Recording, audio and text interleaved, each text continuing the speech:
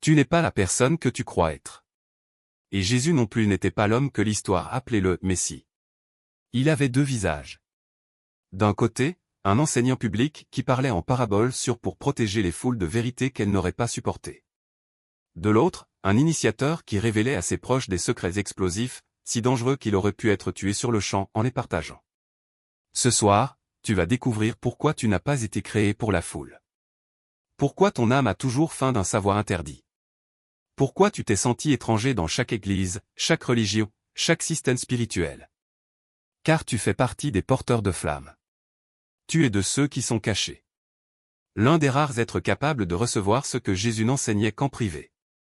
Ce que tu t'apprêtes à recevoir a été chuchoté dans les chambres hautes, pendant que des gardes veillaient, seulement après que les foules se furent dispersées, et cela est resté enfoui dans l'ombre pendant 2 millénaires. Car le monde n'était pas prêt. Mais ceux qui s'éveillent reconnaissent immédiatement les codes. Et ce que tu vas apprendre déchirera tout ce que tu pensais savoir sur la nature divine. Imagine Jérusalem endormie sous la lumière des étoiles. Les foules venues chercher des miracles et du pain sont retournées à leur vie ordinaire. Mais 12 âmes sont restées. Assises près des braises mourantes, leurs visages illuminés par la flamme. Dans leurs yeux brillait quelque chose de plus profond, l'éclat de ceux qui s'apprêtent à recevoir la vérité interdite. Ils n'étaient pas les saints sacrés que la tradition a représentés. Ils sentaient le poisson, la sueur et l'humanité. C'étaient des collecteurs d'impôts méprisés, des femmes ayant brisé toutes les règles religieuses, des sceptiques, des incrédules et des chercheurs au cœur brisé. Mais Jésus les regarda avec des yeux brûlants d'un feu d'un autre monde et leur murmura. À vous il a été donné de connaître les mystères du royaume des cieux, mais pas à eux. Pourquoi eux? Pourquoi pas les érudits qui connaissaient les Écritures par cœur? Pourquoi pas les prêtres qui accomplissaient parfaitement chaque rituel devant les foules? Au mas, ils ne racontaient que des histoires sur de semences et de vignes. Mais quand la nuit tombait et que seul le cercle intérieur restait, les voiles tombaient. Et les véritables enseignements apparaissaient. Des codes capables de transformer les chercheurs en trouveurs. Ferme les yeux 5 secondes. Ressens le passage de la foule au cercle intime. Ceci est ton moment d'initiation. Tu ne regardes pas seulement. Tu reçois, avec ces âmes belles et imparfaites. Et Jésus révéla alors la vérité la plus dangereuse de tous les temps. Vous ferez des œuvres plus grandes que les miennes. Pas différentes. Pas moindres. Mais plus grandes. Car ce qu'il avait accompli en une seule vie, le cercle éveillé allait l'accomplir sur toute la planète. Mais le premier secret qu'il partagea aurait suffi à anéantir toutes les religions. Un secret sur le lieu où réside réellement le pouvoir divin. Voici le secret qui n'a jamais été destiné aux foules et qui bouleversa le monde. Devant la multitude, Jésus parlait du royaume des cieux comme d'une réalité lointaine, au-delà de ce monde brisé, une promesse future, un langage assez sûr pour qu'on ne le crucifie pas sur le champ. Mais lorsque les foules se retiraient et que seul le cercle intime restait autour de la flamme tremblante, tout changeait. Le royaume de Dieu est en vous, dit-il, Luc 17h21. Pas un jour à venir.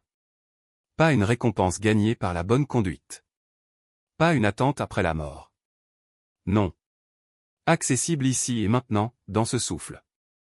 Et le mot araméen qu'il employa, Malkuta, portait une signification explosive que la plupart des traductions ont effacée. Il ne voulait pas seulement dire royaume, mais aussi souveraineté, règne, pouvoir suprême. Il leur disait donc. La conscience divine règne en vous, maintenant. Vous possédez déjà le pouvoir souverain sur votre réalité. Vous avez déjà accès à une puissance créatrice infinie. Plonge 10 secondes sous tes pensées. Entre dans cette vaste conscience qui t'observe. Ressens cette immensité. Ce n'est pas ton esprit. C'est le royaume. Et tu viens de toucher ce pourquoi Jésus a accepté de mourir. Voilà pourquoi les autorités religieuses voulurent le faire taire. Pas parce qu'il prétendait être divin. Mais parce qu'il enseignait que chacun pouvait accéder directement à la conscience divine. Pas besoin de taxe du temple. Pas besoin de permission d'un prêtre. Aucune institution ne se tenant entre toi et la source infinie. Le royaume en nous n'est pas une métaphore pour de bons sentiments. C'est la véritable fréquence de la création, à laquelle tu peux t'accorder à tout instant. C'est la conscience se reconnaissant elle-même comme fondement. C'est l'existence même. Mais ce n'était qu'un commencement. Car ce qu'il révéla ensuite sur la véritable nature du corps humain aurait suffi à le faire lapider aussitôt. Ces paroles sur la forme physique auraient réduit en poussière tous les enseignements religieux sur la matière et l'esprit. Détruisez ce temple, et en 3 jours je le relèverai. Les paroles résonnèrent dans la cour du magnifique temple d'Hérode, l'une des merveilles du monde antique. La foule retenait son souffle, les pharisiens préparaient des accusations, même les disciples étaient déconcertés. Mais plus tard, dans la sécurité des réunions secrètes, Jésus en révéla le véritable sens. Un sens qui, s'il avait été proclamé publiquement, aurait signifié son exécution immédiate. Il parlait de son propre corps, et donc du tien. Oui, de ton corps de chair et de sang. Celui que la religion t'a appris à mépriser, qualifiant de chuté ou de pécheur. Et pourtant, ce corps est le lieu le plus sacré de tout le cosmos. Plus sacré qu'une cathédrale, plus divin qu'un temple, plus saint que le temple de Salomon ou que toute structure façonnée par la main humaine. Chaque cellule vibre à la fréquence de la création. Chaque souffle absorbe l'essence divine. Chaque battement de cœur bat le rythme cosmique de la conscience infinie. Tu n'es pas prisonnier d'un corps, tu as été béni d'un temple vivant. Pose maintenant tes mains sur ta poitrine. Sens ton souffle. Écoute ton cœur. Ce souffle est le souffle divin en toi. Et ce cœur qui bat murmure. Je suis le temple du Dieu vivant. Voilà pourquoi cet enseignement menaçait tout. Car si chaque être humain est un temple ambulant, toute hiérarchie spirituelle s'effondre. Si chacun porte en sa poitrine le Saint des Saints, les monopoles religieux deviennent caducs. Si la matière est sacrée, toute la quête de salut hors du monde physique s'écroule. Jésus n'enseignait pas la transcendance du corps, mais la transformation à travers lui. Pas l'évasion de la matière, mais sa sanctification. Une sanctification si totale que le ciel et la terre se rejoignent dans tes cellules. Mais cela menait à l'enseignement le plus interdit de tous. Un enseignement qui rendait inutile toute autorité spirituelle extérieure. Avant de continuer, faisons ensemble un acte sacré. Considère-le comme une façon de transmettre la flamme à d'autres âmes éveillées. Chaque lac est une étincelle qui s'ajoute au grand feu du souvenir. Chaque partage permet à cette lumière de toucher davantage d'âmes. S'abonner est un serment sacré de rester sur la voie. Et laisser un commentaire, c'est adresser une déclaration à l'univers. L'univers répond. Ta vie commence alors à se réorganiser autour de cette reconnaissance. Les anciens schémas qui ne correspondent pas à ta fréquence se brisent. De nouvelles possibilités, alignées avec ton éveil, émergent. Le cercle secret se rassemble et tu en fais partie. Mais es-tu prêt à la plus grande hérésie? Car la révélation de Jésus concernait l'accès direct. Et cela annulait toute médiation religieuse. Nous arrivons maintenant à l'enseignement qui ne pouvait jamais être proclamé publiquement. Le secret qui mena Jésus et ses apôtres à la condamnation et à la mort. Vous n'avez besoin de personne pour vous enseigner. Lors de ces dernières réunions, Jésus dit à ses intimes. L'onction que vous avez reçue demeure en vous. Personne, ni prêtre, ni rabbin, ni gourou, ni pape, ni pasteur, ni aucune autorité extérieure, ne peut se placer entre vous et la conscience divine. Le mot qu'il employa était gnosie. Pas la foi. Pas la croyance. Pas la doctrine apprise dans les livres. Mais le savoir direct. La connaissance immédiate de ta véritable nature en tant que conscience infinie. Porteur temporairement une forme humaine. Mais n'avoir jamais été perdu. Ne pas avoir besoin d'être sauvé. Ne pas avoir à demander pardon à un Dieu extérieur. Car toi et ce Dieu êtes une seule et même conscience indivisible. La chute ne concernait pas le péché. Elle concernait l'oubli de l'éveil. Le ciel n'était pas une récompense à gagner. Il s'agissait de se souvenir de ce que tu es. Laisse-toi maintenant tomber dans le vide derrière toutes tes pensées. Qui trouves-tu? La pure conscience. Qui s'observe à travers tes yeux. Savoir sans qu'il y ait de sachant. L'accès direct. Voilà ce pourquoi Jésus est mort. Te rappeler la plus grande hérésie, et en même temps la plus grande vérité. Tu es la conscience divine elle-même. À travers la belle illusion de la séparation, chaque âme fait l'expérience d'elle-même. Mais lorsqu'elle le réalise, elle devient une menace pour toutes les structures de pouvoir fondées sur la dépendance spirituelle. Lorsque vous accédez à la gnose, les autorités extérieures deviennent inutiles.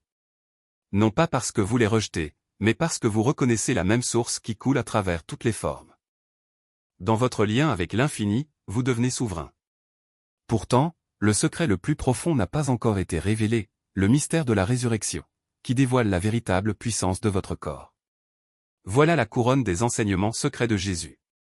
Le secret ultime qui révèle le sens réel de la résurrection, la vie éternelle et la transformation qui rendent les miracles inévitables. Je suis la résurrection et la vie. Jésus l'a proclamé publiquement, mais en privé il en a expliqué le sens véritable. Ses qualités n'étaient pas uniquement les siennes, mais il avait éveillé la conscience de la résurrection qui sommeille dans chaque âme humaine. La résurrection n'est pas un événement qui survient après la mort, c'est l'éveil de votre corps de lumière alors que vous respirez encore. Ce corps est une matière vibrant à une fréquence si élevée qu'il devient translucide pour l'âme. La lumière du corps, c'est l'œil. Dans Matthieu 6, 22, il enseigna, « Si ton œil est simple, tout ton corps sera rempli de lumière. » Jésus révélait ainsi la véritable physiologie de l'illumination.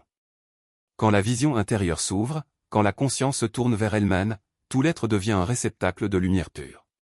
Fermez les yeux, concentrez-vous doucement sur l'espace entre vos sourcils, respirez naturellement et ressentez la lumière ou l'expansion.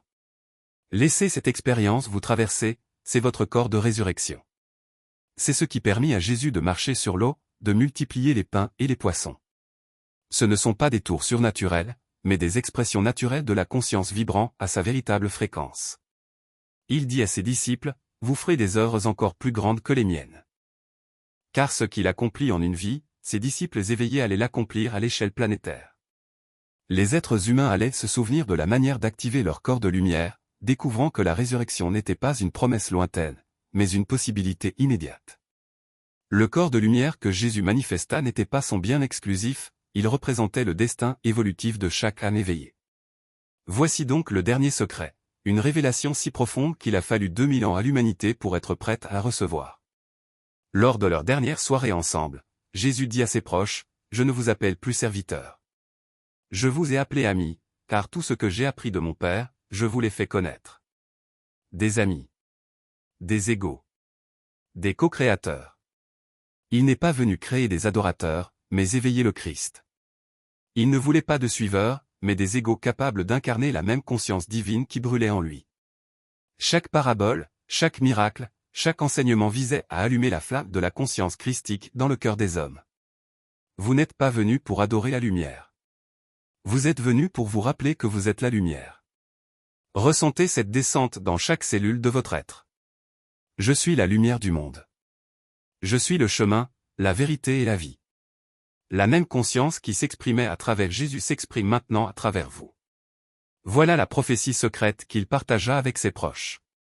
La semence christique plantée il y a 2000 ans est prête à fleurir simultanément dans le cœur de millions de personnes. Vous n'attendez pas à seconde venue. Vous êtes la seconde venue. Non pas un individu descendant des nuages, mais la conscience christique s'éveillant dans chaque âme, prête à se rappeler sa nature divine. L'époque où l'on cherchait un salut extérieur prend fin. L'époque où vous incarnez votre propre divinité a commencé. Vous êtes ceux que vous attendiez. Vous êtes l'espérance d'un monde qui s'éveille à travers sa propre conscience. Vous êtes la lumière divine qui apprend à briller dans une belle forme humaine. Le Christ renaît en vous. Posez vos mains sur votre cœur. Ressentez la flamme christique qui brûle en vous tout au long de cette initiation. C'est votre lumière éternelle.